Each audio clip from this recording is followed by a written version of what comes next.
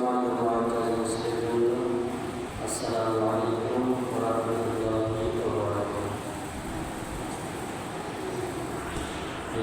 لله نحمده ونستعينه ونستغفره ونؤمن به ونتوكل عليه ونعوذ بالله من شرور أنفسنا ومن سيئات أعمالنا من يهده الله فلا مضل له ومن يضلله فلا هادي له ونشهد أن لا إله إلا الله وحده لا شريك له أما بعد فقد قال الله تعالى في كلامه المجيد وفي فرقانه الحميد আমার সাথে পড়ুন أعوذ بالله من الشيطان الرجيم بسم الله الرحمن الرحيم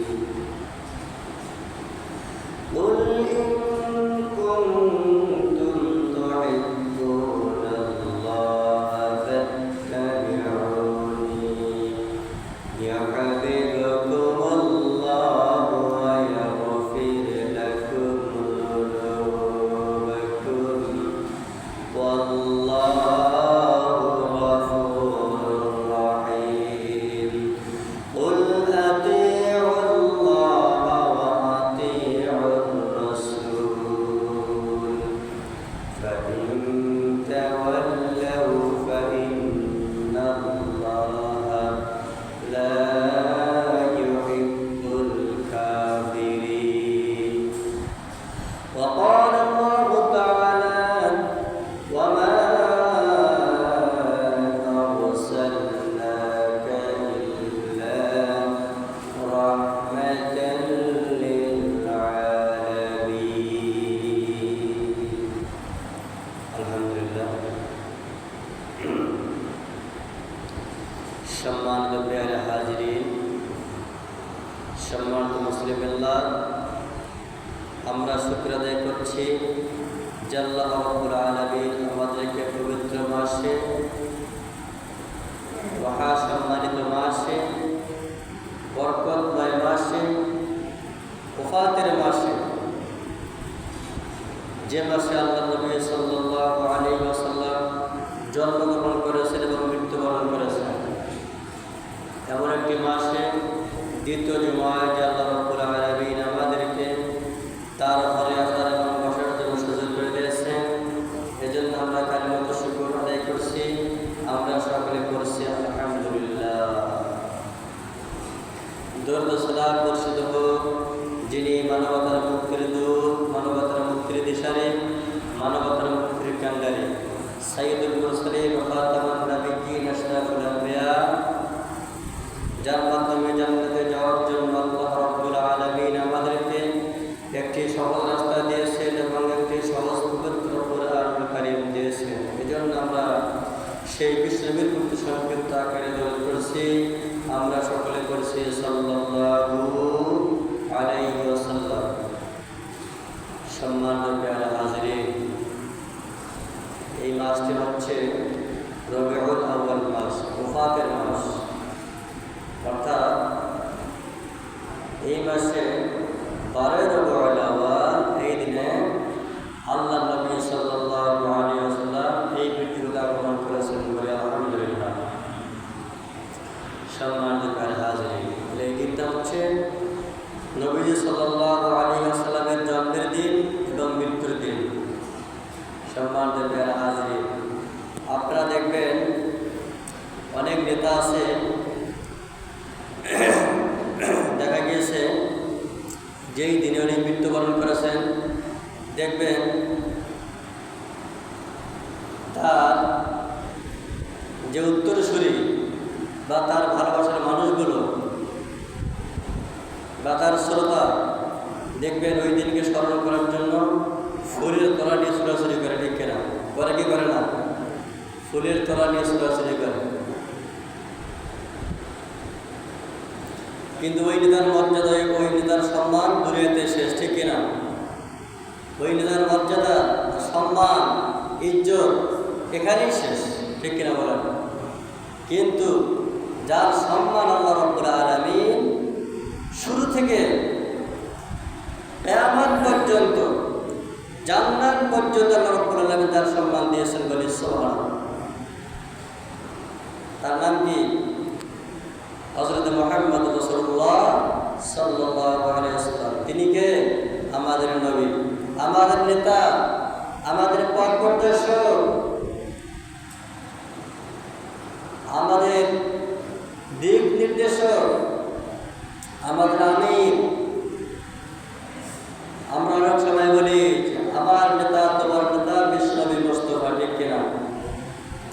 আমাদের নেতাকে, আমাদের নেতা হচ্ছে আমাদের নবী সাল্লাল্লাহু আলাইহি ওয়াসাল্লাম। সম্মানিত হাজিরিন,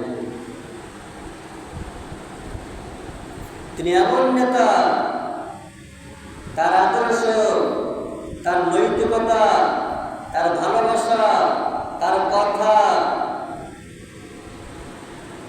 তার চলাফেরা এত সুন্দর, যার আদর্শ দেখে মক্কার কাফেররা সহ আলামিন বলে ডাকতো, বলি সুবহানাল্লাহ, আলামিন বলে ডাকতো।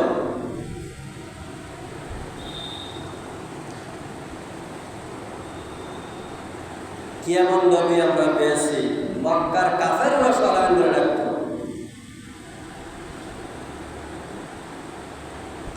এই নবীর সম্মান কে দিয়েছেন? আল্লাহ রাব্বুল আলামিন দিয়েছেন। আল্লাহ তাআলা বলেছেন যে ওয়াল কুরআনুল হাকীম, বিজ্ঞানময় কোরআনের শপথ সূরা ইয়াসিন আল্লাহ পাক বলেছেন যে ওয়াল কুরআনুল হাকীম, বিজ্ঞানময় কোরআনের শপথ, ইন্নাকা লামিনাল মুরসালিন, নিশ্চয় আমার নবী হচ্ছে আমার বন্ধু, রাসূল অন্তর্ভুক্ত, বলি সুবহানাল্লাহ। শুধু রাসূল অন্তর্ভুক্ত নয়, নবীদের অন্তর্ভুক্ত নয়, নবীদের সরদার, বলি সুবহানাল্লাহ, নবীদের সরদার, সবার নেতা। এজন্য তো আমরা বলি যে আমার নেতা, তোমার নেতা বিশ্বনবী মুস্তাফা সাল্লাল্লাহু আলাইহি ওয়াসাল্লাম। সম্মানিত হাজিরিন, আজকে উচিত ছিল বিশ্বনবীর স্মরণে আজকের দিন এবং রাতে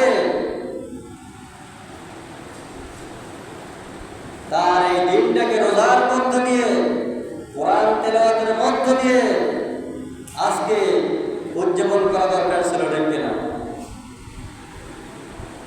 কিন্তু আজকে যদি অমুক নেতা মৃত্যুবরণ করত, তাহলে দেখতেন সকালেই রেডি,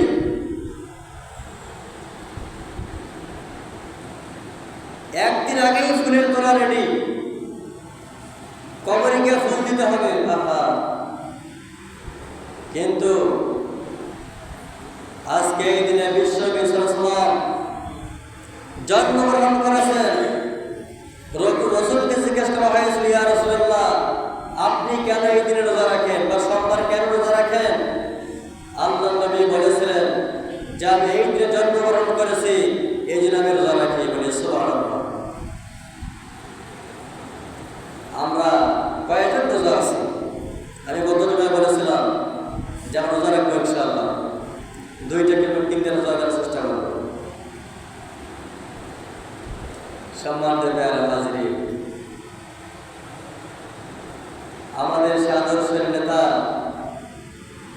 রহমতের কান্ডারি, সাইয়্যিদুল মুরসালিন, খাতামুন নবিয়্যিন, আশরাফুল আম্বিয়া,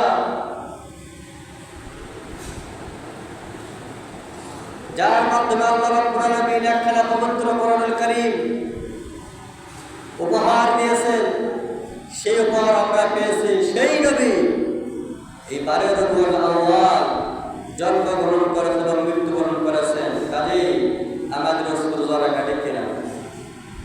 দেখবেন আমাদের সমাজে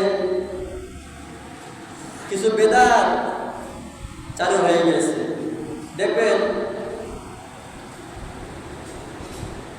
আজকে সন্তান জন্মগ্রহণ করেছে, দেখবেন ওই দিনে কেক কাটা শুরু, বেলুন ফুটায়,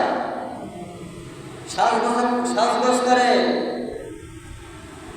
বক্স বানায়। এগুলো হারাম, এগুলো বিলকুল হারাম, এগুলো বেদাত, এটা পথভ্রষ্ট। কুল্লু বিদআতিন দালালা, প্রত্যেক নতুন সৃষ্টি হচ্ছে বেদাত, এগুলো হচ্ছে পথভ্রষ্ট।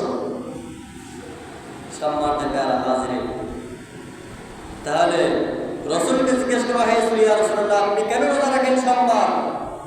রসুল বলেছিলাম, এই দিনে জন্মগ্রহণ করেছি, এই জন্য আমি রোজা রাখি। কাজেই রসুলের সুন্নাহ অনুযায়ী আমাদের জন্মদিনগুলোকে রোজা রাখা দরকার, ঠিক কিনা? যদি আমরা রসুলকে আদর্শ হিসেবে মানি, নেতা হিসেবে মানি।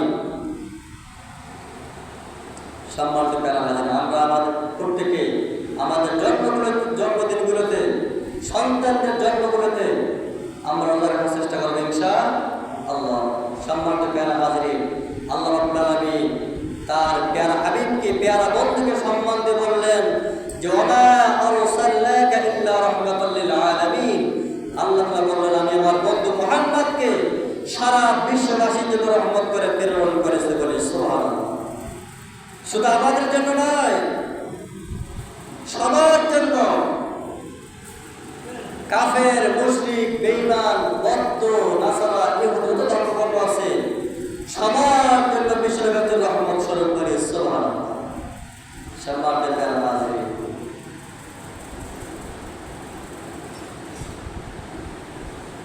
আল্লাহ তাআলা বললেন যে ইন্না রাহমাতাল্লাহি করিবুম মিনাল মুহসিনিন। আল্লাহ তাআলা বললেন, আমার রহমত তোমাদের নিকটে, করিব মানে নিকটে। আল্লাহ তাআলা বললেন যে আমার রহমত তোমাদের নিকটে। নিকটে বলতে আমাদের নবী আমাদের নিকটে, ঠিক কিনা?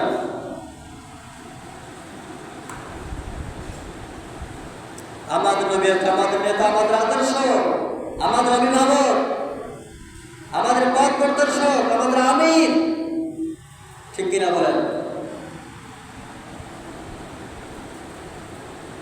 দেখবেন নেতা এবং সরকারের মধ্যে কোনো দূরত্ব থাকে না, দূরত্ব থাকে কাছাকাছি। ঠিক তেমন আমাদের নবী এবং তার মধ্যে একদম কাছাকাছি, একদম নিকটবর্তী। এজন্য তারা বললেন ইন্না রাহমাতাল্লাহি করিবুম মিনাল মুহসিনিন। আমি আমার প্যারা নবীকে তোমাদের নিকটে দিয়েছি, তোমাদের জন্য দিয়েছি। সুতরাং তোমরা নবীকে অনুসরণ করলেই আমার রহমত পেয়ে যাবে বলে। সুবহানাল্লাহ। তারা আমাদের নবী আমাদের জন্য কি রহমত স্বরূপ, বরকত স্বরূপ। সম্মানিত প্যারা হাজিরিন, আমি পবিত্র কালামের পাঠ থেকে আরেকটা আয়াত কারিমা তেলাওয়াত করেছি।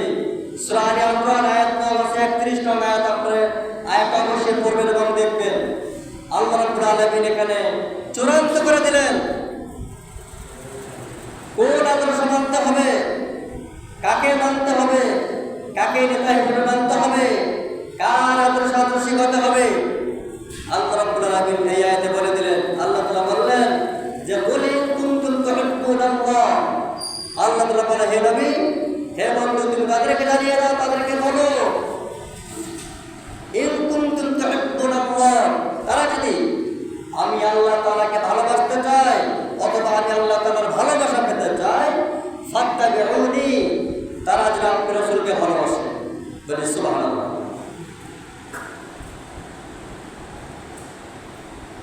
ইউহিব্বুকুমুল্লাহ। আল্লাহ তাআলা বললেন, আমার বান্দারা যদি আমার প্যারা নবীকে ভালোবাসতে পারে, মহব্বত করতে পারে, ইউহিব্বুকুমুল্লাহ, তাহলে আমি আল্লাহ রাব্বুল আলামিন তাদেরকে ভালোবাসবো। বলে সুবহানাল্লাহ। তাহলে আমরা যদি আমাদের নবীকে ভালোবাসতে পারি, তাহলে কিন্তু আমাদের রব আমাদেরকে ভালোবাসা দেবে। আর যদি আমরা নবীকে ভালোবাসতে না পারি, তাহলে আমাদের রব আমাদেরকে ভালোবাসবে না, ঠিক কিনা? তার পরবর্তী আয়াত। সম্মানিত প্যারা হাজিরিন,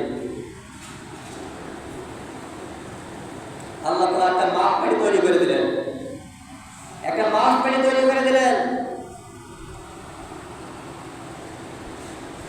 যে আমার বান্দা যদি আমার প্যারা নবীকে ভালোবাসতে পারে তাহলেই ভালোবাসবো, তাছাড়া ভালোবাসবো না।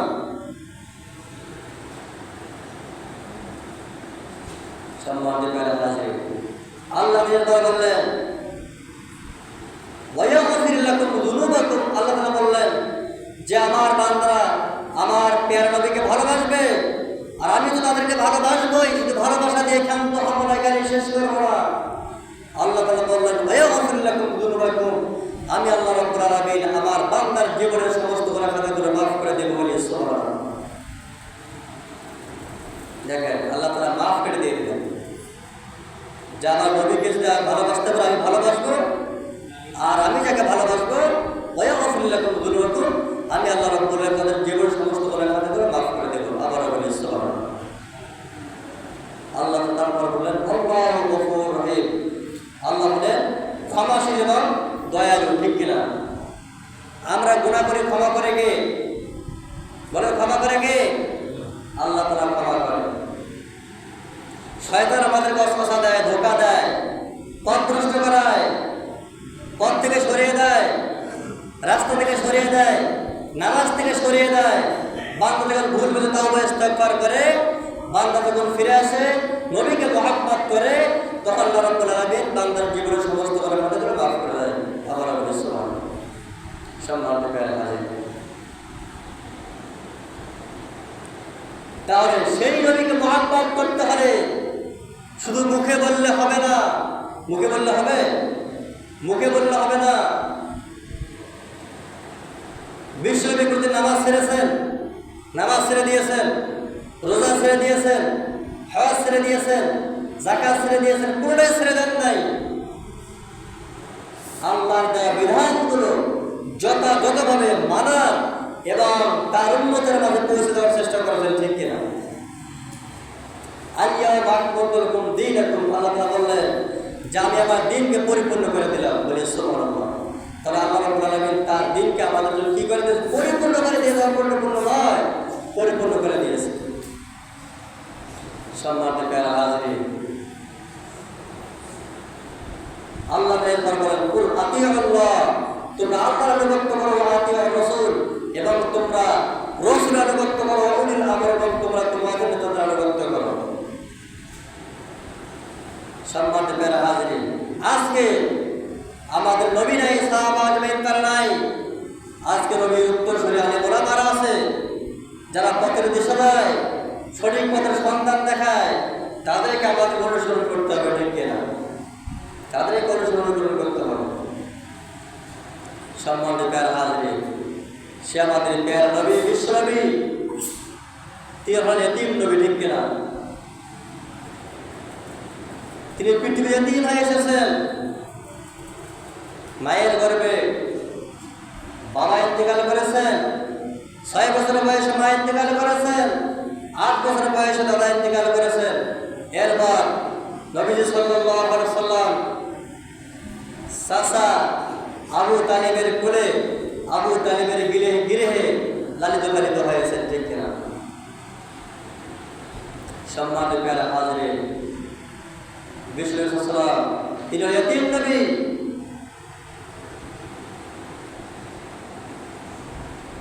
কিন্তু এতিম সহায় হচ্ছেন আল্লাহ রাব্বুল আলামিন। ঠিক কিনা?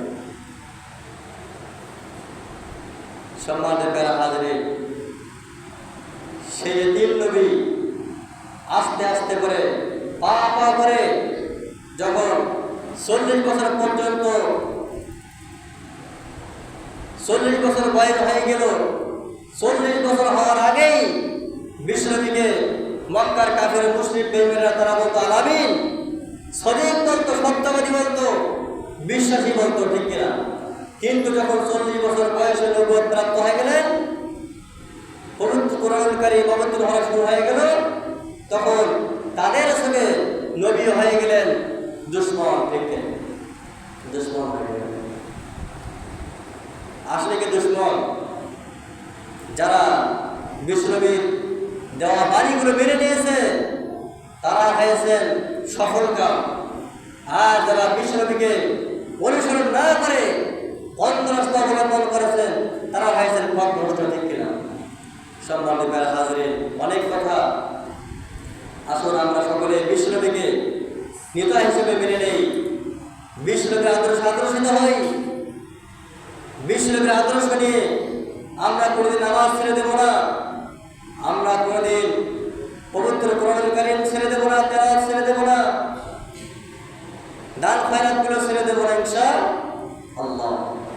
আমরা যদি আদর্শ হয়ে আমরা যদি মাপকাঠি অনুযায়ী আমাদের জীবনটাকে পরিচালিত করতে পারি। সম্মানিত হাজির, আল্লাহ রাব্বুল আলামিন আমাদের সকলকে কবুল করুন, আমরা সাল্লাল্লাহু আমিন। আর আজকে রাতে রবিউল আউয়াল, আজকে রাতে উদযাপন হবে। আপনারা অবশ্যই আজকে রাতটাকে আমল দিয়ে, কোরআন তেলাওয়াত দিয়ে, জিকির আজকার দিয়ে আমরা কাটিয়ে দেওয়ার চেষ্টা করবো ইনশাআল্লাহ। পারলে আমরা আগামী দিন রোজা রাখার চেষ্টা করবো ইনশাআল্লাহ। আল্লাহ রাব্বুল আলামিন আমাদের সকলকে অত্র আয়াতের উপরে আমল করার তৌফিক দান করুন, আমিন।